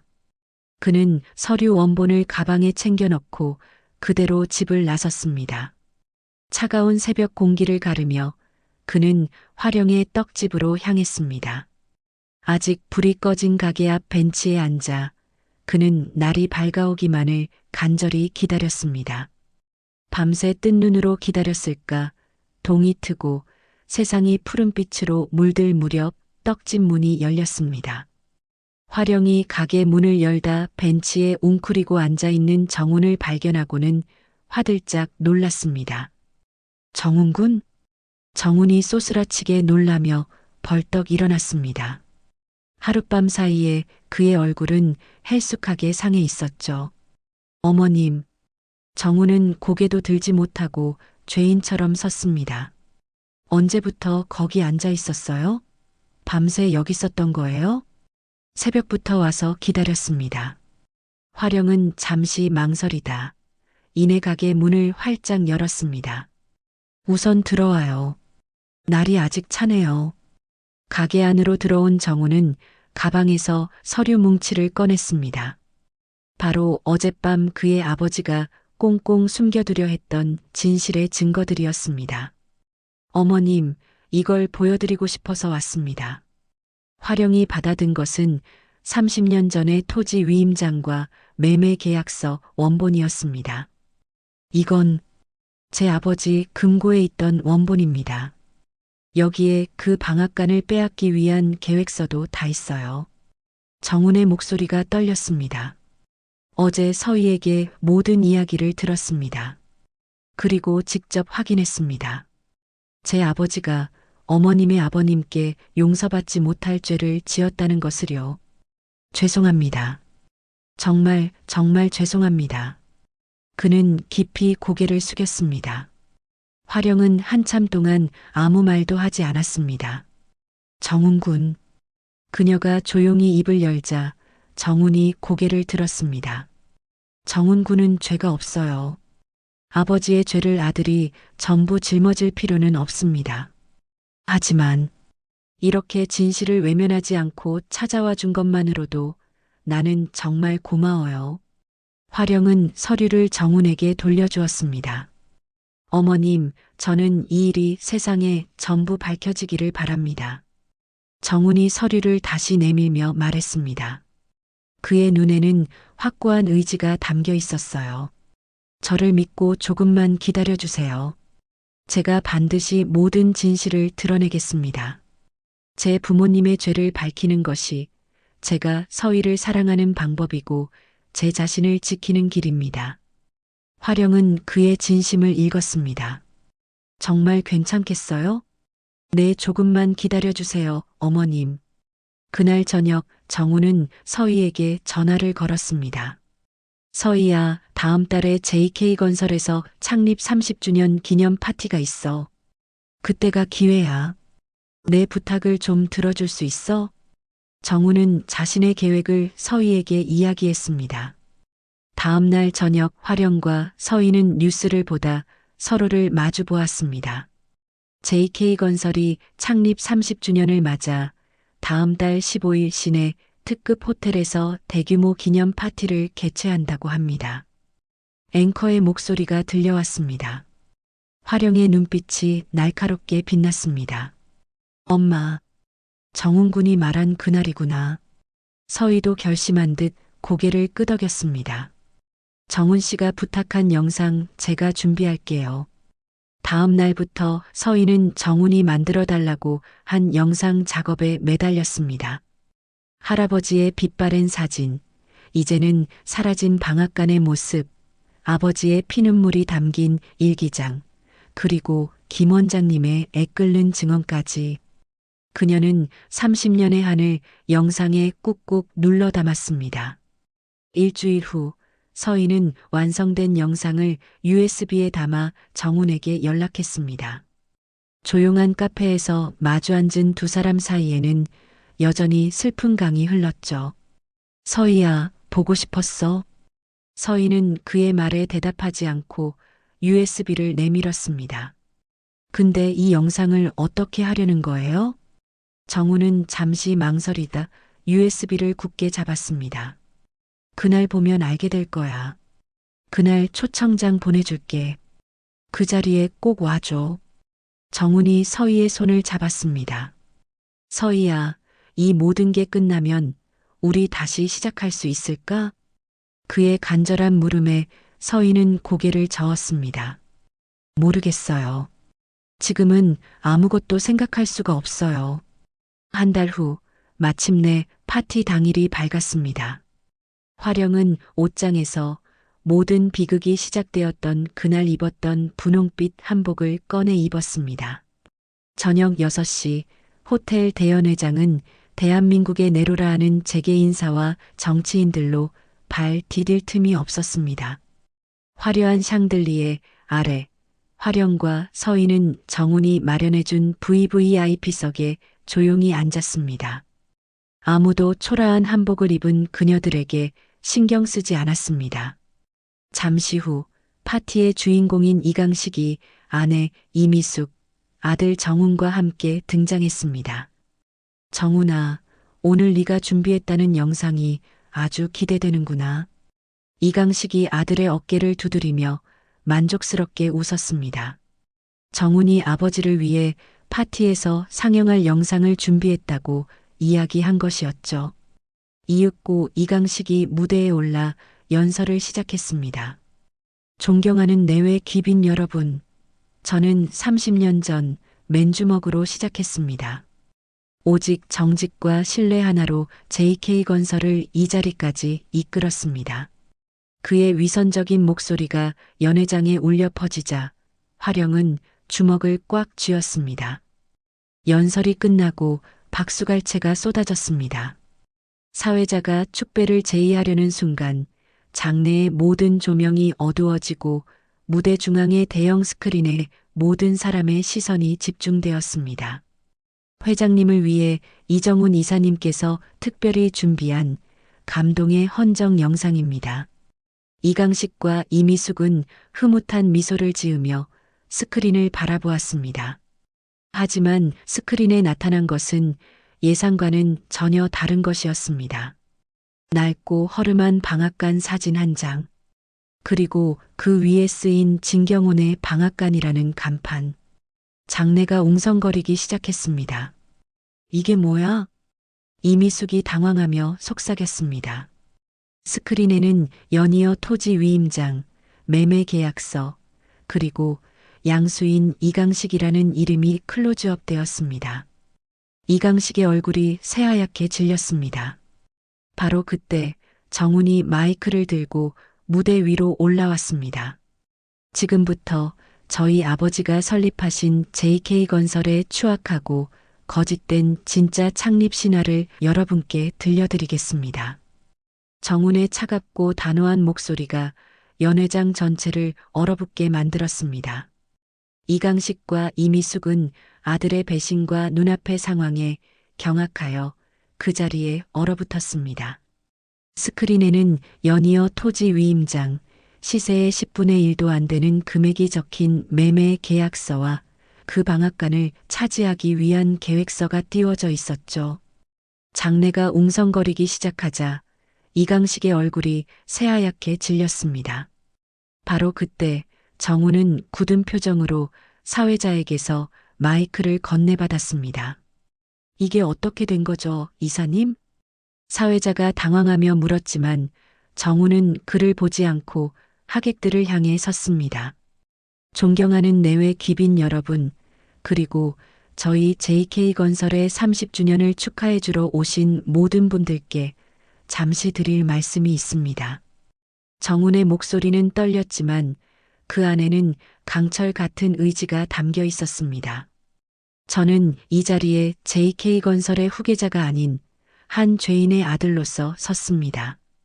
정훈아, 이강식이 경악하며 아들을 불렀습니다. 방금 여러분이 보신 이 영상은 모두 사실입니다. 정우는 아버지를 외면한 채 말을 이었습니다. 제 아버지 이강식 회장님은 30년 전 이 영상에 나오신 진경호 할아버님의 전 재산을 사기로 빼앗았습니다. 그리고 그 피눈물 어린 돈으로 지금의 JK건설을 세웠습니다. 연 회장은 이제 숨막히는 침묵에 휩싸였습니다. 저는 오늘 한 아들로서 제 아버지의 죄를 만천하에 고발하고 저희 가족에게 모든 것을 빼앗긴 피해자분들께 머리 숙여 용서를 구하기 위해 이 자리에 섰습니다. 정훈이 깊이 허리를 숙이자 이성을 잃은 이미숙이 무대 위로 뛰어 올라왔습니다. 이 미친놈, 네가 지금 제정신이야? 저것들한테 홀려서 우리 집안을 망치려고 작정을 했어. 이미숙이 아들의 뺨을 향해 손을 치켜들었습니다. 하지만 그 손은 허공에서 멈췄습니다. 정훈이 어머니의 손목을 붙잡았기 때문이죠. 어머니, 이제 그만하세요. 이거 이 불효자식? 이것이 바로 어머니와 아버지가 저지른 죄의 대가입니다. 평생을 외면하고 살아온 진실의 무게입니다. 아들의 차가운 눈빛에 이미숙은 충격으로 그 자리에 주저앉고 말았습니다. 그때 이강식이 비틀거리며 무대로 올라왔습니다. 여러분, 이건 전부 오해입니다. 저건 다 조작된. 그가 필사적으로 변명하려는 순간 무대 뒤편에서 화령이 천천히 걸어 나왔습니다. 모든 비극이 시작된 그날 입었던 분홍빛 한복을 입은 채로요. 이강식 씨. 화령의 차분한 목소리에 이강식은 마치 유령이라도 본 듯 얼어붙었습니다. 30년 만이군요. 내 아버지 진경호의 피눈물을 기억하십니까? 당신이 왜 여기 있어? 저는 진경호의 딸 화령입니다. 아들의 고백을 확인시켜주는 살아있는 증인의 등장에 장례는 술렁이다 못해 동요하기 시작했습니다. 기자들의 카메라 플래시가 쉴 새 없이 터졌습니다. 당신은 내 아버지를 속여 모든 것을 빼앗았고 그 더러운 돈으로 이 회사를 세웠습니다. 당신들이 누려온 부와 명예는 모두 우리 가족의 고통 위에 쌓아 올린 신기루였어요. 그리고 오늘 당신 아들의 용기로 마침내 그 진실이 세상에 밝혀졌습니다. 하객들은 경멸과 혐오가 가득한 눈빛으로 무대 위에 세 사람을 쏘아보며 하나둘 자리에서 일어나기 시작했습니다. 잠깐, 여러분 기다려 주십시오. 오해입니다. 이강식이 외쳤지만 아무도 그의 말을 듣지 않았습니다. 화려했던 파티는 순식간에 차가운 공개 처형장으로 변해버렸죠. 여보, 우리 이제 어떡해? 이미숙이 남편에게 매달렸지만 이강식은 모든 것을 체념한 듯 무대 바닥에 주저앉았습니다. 정우는 무너져 내린 부모를 등지고 화령과 서희에게 다가가 깊이 고개를 숙였습니다. 죄송합니다. 정말 죄송합니다. 화령이 그의 어깨에 조용히 손을 올렸습니다. 고마워요, 정훈군. 그 누구도 할 수 없는 아주 힘든 용기를 내주었어요. 정훈의 눈에서 뜨거운 눈물이 뺨을 타고 흘러내렸습니다. 서희는 아무 말 없이 자신의 세계를 스스로 파괴하면서까지 진실을 택한 남자를 그저 바라볼 뿐이었습니다. 가자, 서희야. 화령이 딸의 손을 잡고 무대를 내려왔습니다. 화려한 샹들리에 아래 무너져 내린 가족만이 덩그러니 남았습니다. 호텔 밖으로 나온 모녀를 차가운 밤 공기가 맞았습니다. 화령은 밤하늘을 올려다보며 나직이 속삭였습니다. 아버지, 이제 편히 쉬세요. 서희가 그런 어머니를 따뜻하게 안아주었습니다. 엄마, 정말 고생 많으셨어요. 우리 딸도 정말 고생 많았어. 거짓으로 쌓아 올린 30년의 바벨탑은 진실을 택한 아들의 손에 의해 한순간에 처참하게 무너져 내렸습니다. 길고 길었던 싸움이 끝난 마침내 정의가 승리한 밤이었습니다. 밤사이 세상은 완전히 뒤집혔습니다. JK건설 창립 30주년 파티에서 터져나온 아들의 폭로는 다음 날 아침 모든 신문과 뉴스의 일면을 장식했습니다. JK건설 30년 전 사기로 시작된 패륜 기업, 창립 신화는 거짓, 진실은 범죄. 추악한 진실 앞에 여론은 들끓었죠. 화령은 동이 트자마자 평소처럼 떡집 문을 열었습니다. 가게 안TV에서는 쉴 새 없이 관련 뉴스가 흘러나왔어요. 어젯밤 JK건설 창립 30주년 파티에서 이강식 회장의 아들인 이정훈 이사가 직접 아버지의 30년 전 사기 행각을 폭로하며 사회에 큰 충격을 주고 있습니다. 화령은 조용히 TV를 껐습니다. 그때 서희가 걱정스러운 얼굴로 가게로 들어왔습니다. 엄마, 기자들이 계속 전화해요. 가게 밖에도 몇 명 와 있어요.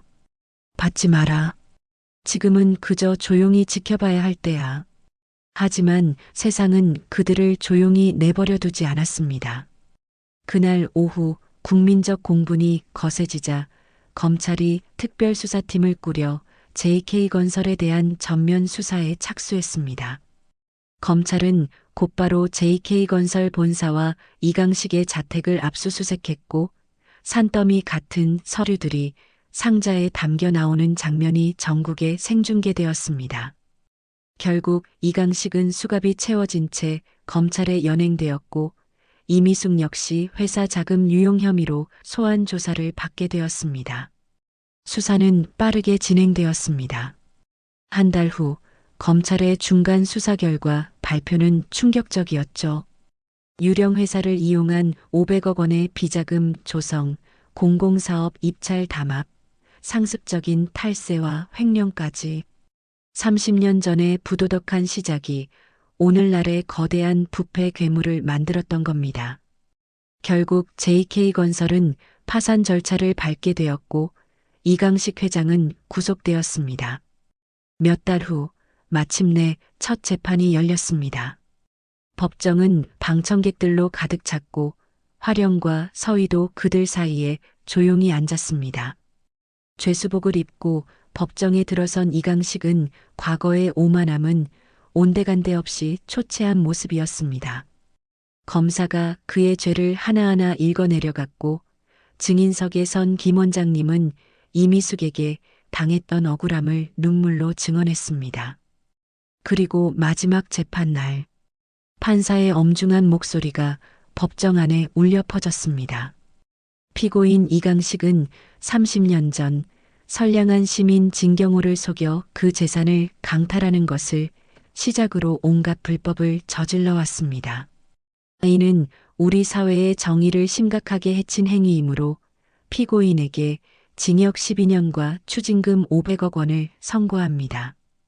이강식은 고개를 떨구었고 이미숙 역시 회사 자금 유용 및 협박 혐의로 징역 3년에 집행유예 5년 그리고 피해자들에게 30억 원을 배상하라는 판결을 받았습니다.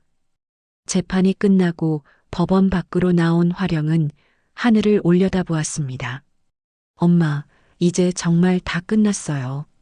그래, 끝났어. 우리 딸 정말 고생 많았다.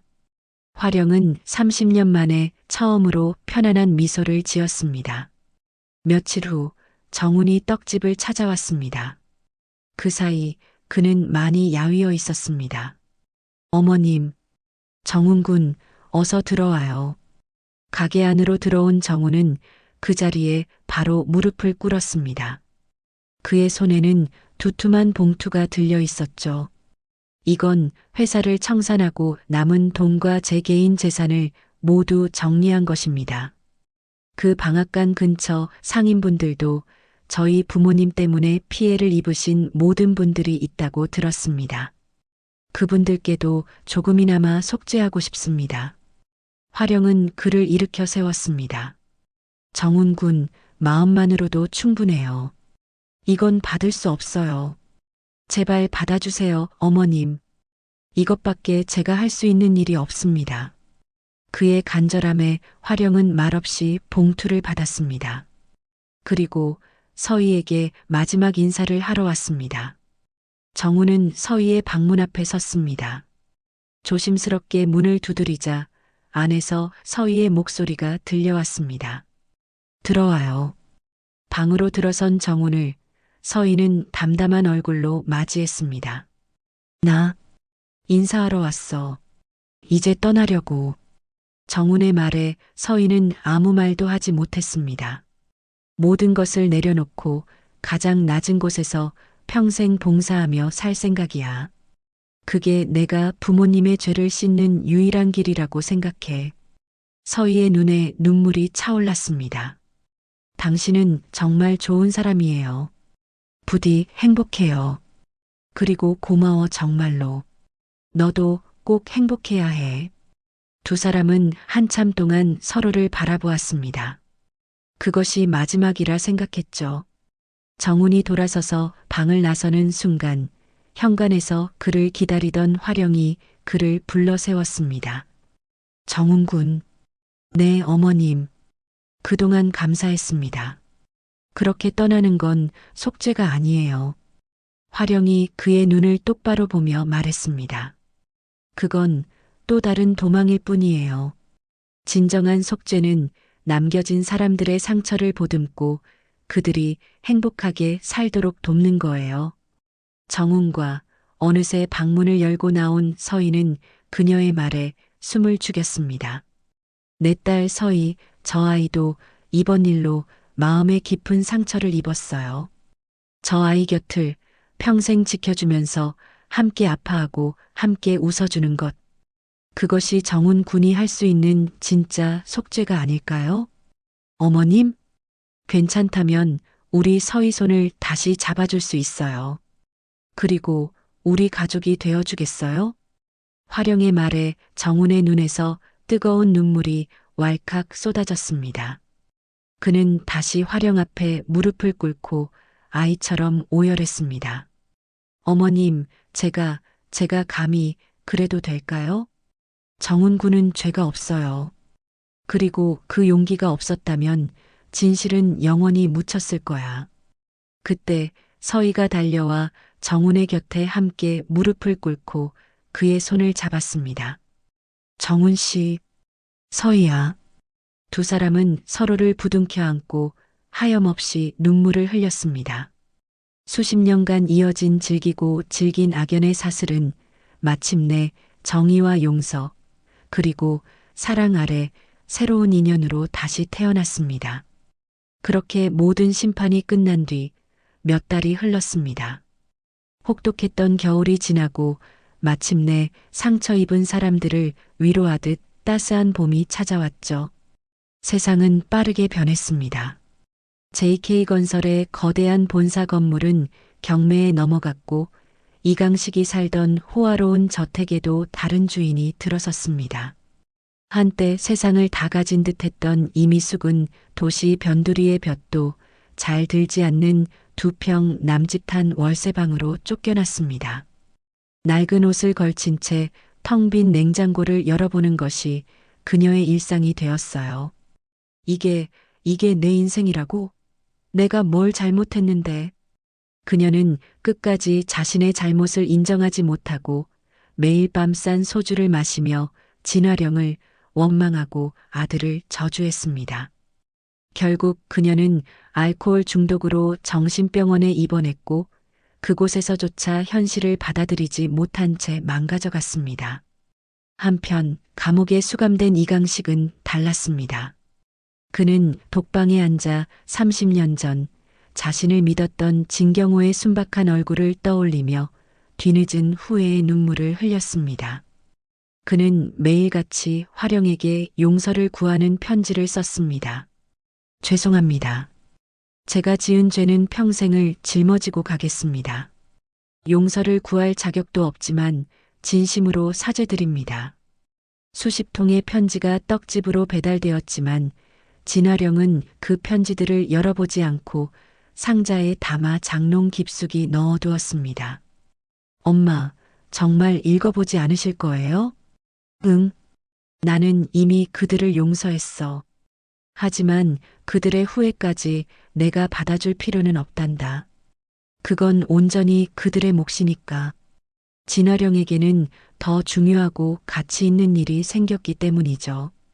그녀는 법원으로부터 받은 배상금과 정훈이 건넨 돈을 합쳐 아버지의 이름으로 진경훈의 나눔재단을 설립했습니다. 따뜻함을 나눌 줄 아는 인간적인 삶을 살아다오. 아버지의 유언은 재단의 첫 번째 원칙이 되었습니다. 떡집 위층에 마련된 작은 사무실에서 그들은 가난하고 소외된 이웃들에게 따뜻한 밥을 나누고 어려운 학생들에게 장학금을 지원했습니다. 그리고 그 재단의 가장 헌신적인 일꾼은 바로 정훈이었습니다. 그는 JK건설의 후계자라는 과거를 완전히 버리고 매일 새벽 가장 먼저 나와 재단의 꾸준히 일을 도맡았습니다. 그것이 그가 선택한 속죄의 방식이었어요.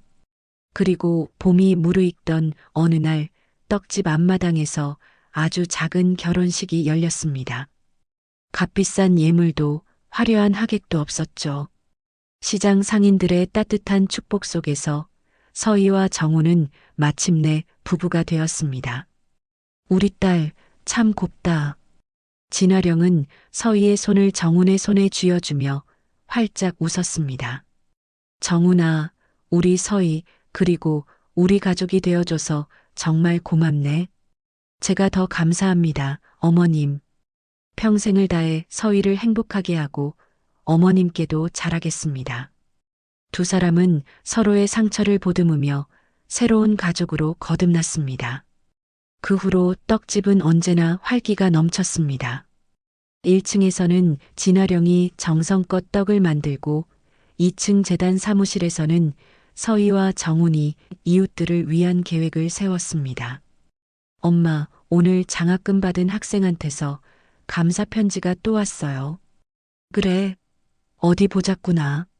진아령은 편지를 읽으며 흐뭇한 미소를 지었습니다. 복수가 끝난 자리에 남은 것은 허무함이 아니라 이렇게 나누는 삶이 주는 따뜻한 희망이었습니다. 어느 날 오후 시장 상인들이 돈을 모아 만든 작은 간판을 들고 떡집을 찾아왔습니다. 화령 씨, 이거 우리가 주는 선물이야. 간판에는 정의와 희망의 가게라고 적혀 있었습니다. 화령 씨는 우리 시장의 자랑이야. 앞으로는 좋은 일만 있을 거야. 상인들이 떡집 처마 밑에 새로운 간판을 달아주자 진아령의 눈에 뜨거운 눈물이 맺혔습니다. 고맙습니다. 정말 고맙습니다. 저녁이 되어 가게 문을 닫고 위층으로 올라가자 서희와 정훈이 저녁상을 차려놓고 기다리고 있었습니다. 어머님, 어서 오세요. 엄마, 밥 먹자.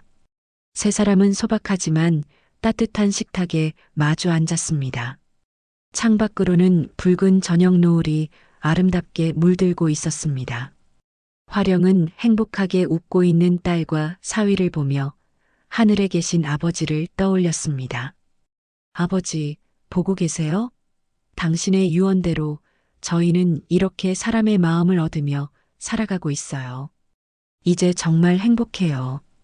마치 아버지의 대답처럼 따스한 봄바람이 창문을 부드럽게 두드렸습니다. 수십 년간 이어진 질기고 질긴 악연의 사슬은 마침내 정의와 용서, 그리고 사랑 아래 새로운 희망으로 다시 태어났습니다. 오늘 이야기 어떠셨나요? 혹시 끝까지 함께 해주신 분이 계시다면 잘 들었다고 댓글 하나만 남겨주세요. 여러분에게도 따뜻하고 빛나는 날들이 찾아올 거예요. 구독과 좋아요는 다음 이야기를 이어가는 큰 힘이 됩니다. 지금까지 오늘도 사연이었습니다. 더 깊고 따뜻한 이야기로 다시 찾아뵐게요. 편안한 하루 보내세요. 감사합니다.